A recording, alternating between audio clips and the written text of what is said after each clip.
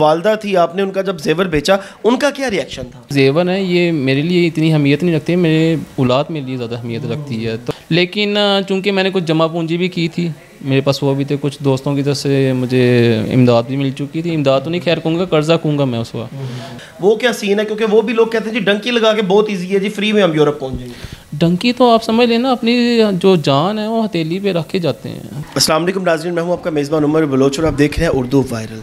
नाज़रीन, इकबाल का शहन हमारे साथ मौजूद है जो कि अपनी वालदा का जेवर जो है वो बेच के यूरोप गया था, क्योंकि इतने पैसे नहीं थे, जाहिर है जाना भी ज़रूरी था। बड़ी स्ट्रगल की, पाकिस्तान में बड़ी मेहनत की, उसके बाद सोचा कि मैं यूरोप जाऊंगा और अपने हालात चेंज करूंगा। वहाँ पे स्टडी भी करता है, वहाँ पे जॉब भी करता है, कितना कमा लेता है, क्या करता है, वहाँ पे किस किस्म का काम करता है, यूरोप जाना कितना आसान है और कितना मुश्किल है या नामुमकिन है, सारी बात जानेंगे भाईजान इस भाई की ज़बानी, इनकी कहानी सुनेंगे कि कैसे गए, क्यों गए। अस्सलाम वालेकुम। वालेकुम अस्सलाम। सबसे पहले अपना नाम खुद ही बता दें, मुझे तो पता है लेकिन अवाम को खुद बता दें। इमरान नाम है मेरा, इमरान मलिक नाम है मेरा। इमरान मलिक, बहुत ही खूबसूरत नाम है आपका। Thank you so much. Imran भाई, पाकिस्तान में तो आप थे, आपको कब सोच आई कि यार मुझे यहाँ पे कुछ नहीं बनना, मुझे यूरोप जाना पड़ेगा? उमर भाई, स्ट्रगल तो पाकिस्तान में रह के भी करते थे, ऐसी बात नहीं है, लेकिन जो बाहर जाने का प्लान था यूरोप में, वो मेरा काफ़ी देर से प्लान था। मतलब कह सकते हैं ना, आज से 5-6 साल पहले ही मैंने स्ट्रगल स्टार्ट कर दी थी इस मामले में। अच्छा इमरान भाई, जब यूरोप जाने का सोचा तो पैसे वगैरह इंसान जमा करता है, लेकिन एक यूनिक चीज़ हुई है, जो वालदा थी, आपने उनका जब जेवर बेचा, उनका क्या रिएक्शन था? उनका रिएक्शन इतना ख़ास नहीं था, मैं आपको ये बताता हूँ, क्योंकि वो अक्सर कहती थी ना, ये जो जेवर है ये मेरे लिए इतनी अहमियत नहीं रखती, मेरे औलाद मेरे लिए ज़्यादा अहमियत रखती है। तो वो, लेकिन उनसे ज़्यादा तकलीफ़ मुझे हो रही थी जब उनका जेवर बेच रहा था। लेकिन चूँकि मैंने कुछ जमा पूंजी भी की थी, मेरे पास वो भी थे, कुछ दोस्तों की तरफ से मुझे इमदाद भी मिल चुकी थी। इमदाद तो नहीं खैर कहूँगा, कर्जा कहूँगा मैं उस वक्त। तो कुछ मैंने अपनी अम्मी के जेवरात बेच दिए थे और गाड़ी थी वो बेच के मैं फिर, इतनी ज़्यादा कुर्बानियाँ, कर्जा भी उठाया, गाड़ी भी बेची, जेवर भी बेचा, उसके बाद आप चले गए, 1 साल आपको हो गया, फिर आपने सब चीज़ें उतारी कैसे? बस मेहनत करके, मेहनत की मैंने। कितने अरसे में आपने सारा कर्जा वगैरह, पैसे वगैरह उतार दिए? अल्हम्दुलिल्लाह 3 से 4 माह के अंदर मैंने 3 से 4 महीने में बस? जी अल्हम्दुलिल्लाह। अच्छा, क्या वहाँ पे काम वगैरह क्या करते हैं और कितना अर्न कर लेते हैं, क्या ये बताना चाहेंगे आप? मैं ये इसलिए सीक्रेट रखना चाहता हूँ ना, मेरे से बहुत से लोग ऐसे जुड़े हैं, रिश्तेदार हैं मेरे, दोस्त हैं। मैं आपको कोई भी अपनी ना प्राइवेसी नहीं बताना चाहता, तो मैं भी कुछ सिक्योरिटी रीजंस नहीं, कुछ मैं ये समझता हूँ ना, नज़रें इंसान को खा पी जाती है। ये भी बात। अच्छा इमरान भाई, मुझे बताएं कि यूरोप जाना कितना आसान है या कितना मुश्किल है, क्योंकि मेरे ख्याल से पाकिस्तान में 95% लोग निकलना चाहते हैं, तो वो इसी उसमें होते हैं। अब 2 नंबर लोग जो स्कैमर्स हैं ना, उनकी बड़ी दिहाड़ियाँ लग रही हैं। वो कहते हैं जी आप 20 लाख रुपया दें, डन बेसिस पे वीज़ा लगवा देंगे, आपको लैंड ही हम जनाब यूरोप में करवाएंगे। इसमें क्या सदाकत है? उमर भाई, इस टाइम जो सबसे ज़्यादा मुश्किल है ना पाकिस्तान के लिए किसी कंट्री में जाना, वो यूरोप है। तो यूरोप वीज़े ऐसे नहीं आपको प्लेट में डाल के देता, मैं आपको ये बता दूँ। ये जो लोग स्कैम करते हैं, ये एजेंट आपको ऐसे कर देंगे, आप जस्ट 10 लाख दें, 20 लाख दें, आपको ये मिल जाएगा, ऐसे होगा, ऐसे नहीं होता।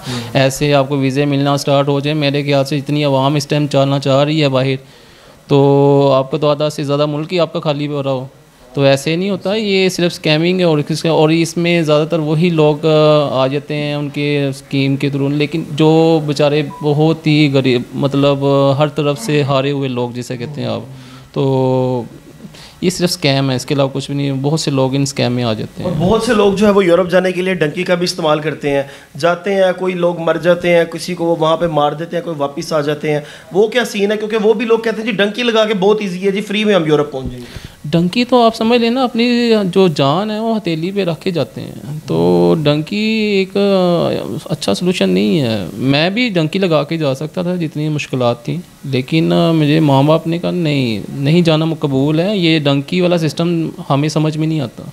तो इसमें सिर्फ आप समझ लेना, मैं 50% इसलिए कह रहा हूँ, मैं जो चीज़ें देख चुका हूँ, मैं इससे भी ज़्यादा परसेंटेज लेके जा सकता हूँ, लेकिन आप जान हथेली पे लेके जाते हैं, तो एट देन क्या होता है, वहाँ पर आपको पाकिस्तान से ज़्यादा जलालत उठानी पड़ती है वहाँ पर, और वापस भी आ जाते हैं, या फिर वो कश्ती में मेरे ख्याल से मार देते हैं, या नीचे से वो बैरी जहाज खुलता है सारे समंदर में। 50% जान हथेली का मकसद ही यही है ना, वो उधर आपके जो अब आपने लास्ट टाइम देख चुके थे ग्रीस में क्या हो चुका था, मतलब कश्ती में लोग मतलब डूब चुके थे। हाँ जी, तो मोस्टली लोगों के साथ ऐसे ही होता है। अब लोग क्या करते हैं, तुर्की के थ्रू जाते हैं ग्रीस, और काफ़ी लोग वहाँ पर 50% से ज़्यादा लोग कहते हैं ना वो।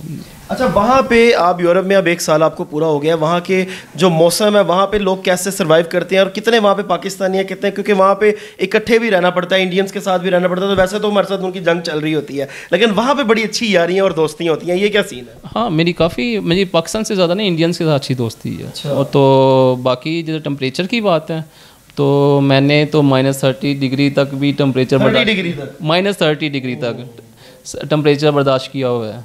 तो कुल्फी बन गई होगी आप? हाँ, बस अब पाकिस्तान आया तो समझ ले मुझे गर्मी लग रही थी। हालांकि यहाँ पे तो सर्दी स्टार्ट हो गई है। हाँ जी, बिल्कुल ऐसे ही है।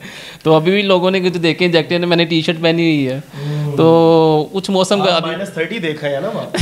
बिल्कुल ऐसी है। इस टाइम मेरे ख्याल से स्नोफॉल स्टार्ट हो चुकी है वहाँ पे, जो मेरे दोस्तों से इस टाइम बातचीत हुई है, लेकिन काफ़ी टेम्परेचर। अच्छा, कुछ लोग होते हैं यहाँ से जाते हैं, कुछ पाकिस्तानी लड़के जाते हैं वहाँ पे जाके, क्योंकि मैं उन लोगों की बात कर रहा हूँ जो वापस आते हैं तो ये कहते हैं यार ज़िंदगी बर्बाद ही हुई है, 1 रुपया भी नहीं जोड़ा, लेकिन जब उनका बैकग्राउंड देखा जाए तो वहाँ पे याशियाँ, क्लब्स वगैरह और लड़कियाँ वगैरह ये वो। तो आपने वहाँ पे पाकिस्तानियों को क्या इन चीज़ों में पाया, या पाकिस्तानी वहाँ पे लॉयल्टी से काम कर रहे हैं? अच्छा, ये जो पाकिस्तानी पंजाबी है ना, मैं मोस्टली मैं यही कहूँगा ना, ये आपको वहाँ पे शिकारी मिलेंगे आपको। मैं मेजोरिटी की बात करूँगा, मैं 100% की बात नहीं करूँगा, बहुत से लोग अच्छे भी हैं, मतलब कुछ ना कुछ के किसी तरीके दादू लगे। हाँ जी, वो यही कोशिश करते हैं ना किसी तरीके से इस बंदे से बस किसी मजबूरी के तहत ना इनसे पैसा बस निकलवाया जाए।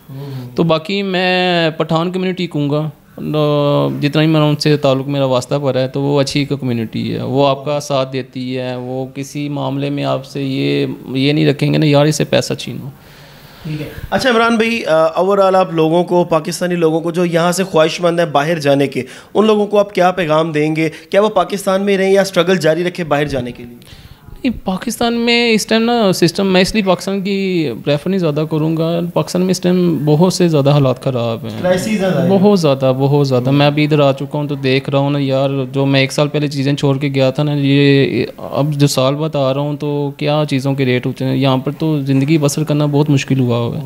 लेकिन ये भी ना समझे ना, अब यूरोप के या किसी भी कंट्री के वीज़े ऐसे ईज़िली आपको ना हाथ में, मतलब पेट में आपको डाल के, प्रोसेस के तहत नहीं लीगल में भी ना आपको प्रॉपर इंटरव्यू देने पड़ते हैं। मैं आपको बता चुका हूँ ना, इस हवाले से ना आपको पहले मैं चूँकि स्टडी वीज़े पे गया हूँ, मैंने प्रॉपर उनके मेरिट पे उतरा हूँ, इंटरव्यू दिया मैंने उनका, ठीक है, जूम पे, वो मैंने पास किया है, फिर जाके मुझे एडमिशन हुआ मेरा। उसके बाद वीज़ा लगवाने के लिए मैं किसी दूसरे कंट्री में गया हूँ, तो उधर से एम्बेसी का है, मैं आपको ये बता दूँ, पाकिस्तान में चूँकि एम्बेसी मौजूद नहीं है और आपको जाना पड़ता है या अरब ममालिक में जाना पड़ता है या अज़रबैजान, मतलब इस तरह कंट्रीज़ में आपको जाना पड़ता है। मैं काज़िकिस्तान चूँकि गया था, तो अब एम्बेसी का यूनिवर्सिटी से कोई ताल्लुक़ नहीं, मैं आपको ये बताता हूँ। अच्छा। आपका बेशक एडमिशन हो चुका है आपका यूनिवर्सिटी में, आप मतलब यूनिवर्सिटी ने आप लोगों को हाँ काट दी ना, आ जाए पढ़ने के लिए, लेकिन वीज़ा लगाना पड़ेगा ना आपको उस कंट्री के लिए। तो एम्बेसी का कोई ताल्लुक़ नहीं है यूनिवर्सिटीज़ के साथ। तो वो उसने जो वीज़ा देना है उसने एक प्रॉपर इंटरव्यू के साथ देना है, और चूँकि मेरे साथ भी इंटरव्यू हो चुका हुआ है, तो वो मेरे साथ मज़ीद दोस्त थे, किसी का मतलब एक्सेप्ट लेटर नहीं है एम्बेसी की तरफ से, रिजेक्शन नहीं है सबकी।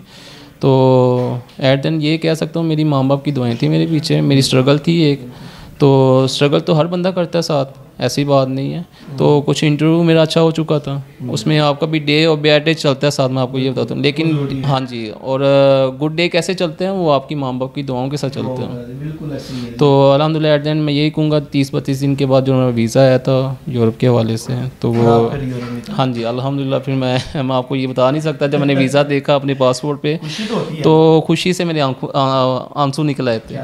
तो सबसे पहले मैंने ये खुशखबरी अपनी अम्मी को सुनाई थी, क्योंकि उनका ही हक था ये खुशी सुनने के। उन्होंने बड़ी कुर्बानी दी थी आपके लिए। बिल्कुल ऐसे ही है। आपको ये बताता हूँ, माँ बाप के सिवाय इस दुनिया में कोई सगा नहीं है। मैं अपने नाज़रीन को ये बताना चाहता हूँ कि जो यूरोप जाने के ख्वाहिशमंद है, जो एजेंट्स को 20, 25, 30 लाख रुपया दे के अपनी पूरी ज़िंदगी की जमा पूंजी लगा देते हैं, अपना घर, गाड़ियाँ वगैरह सब कुछ बेच के उसको पैसे दे देते हैं कि भाई हमें किसी तरीके यूरोप में लैंड करवा दो, तो आप खुद बाहर निकला करें और जितनी इसमें जो एक लीगल प्रोसेस है उसके तहत जाके सारी इन्फॉर्मेशन कलेक्ट किया करें।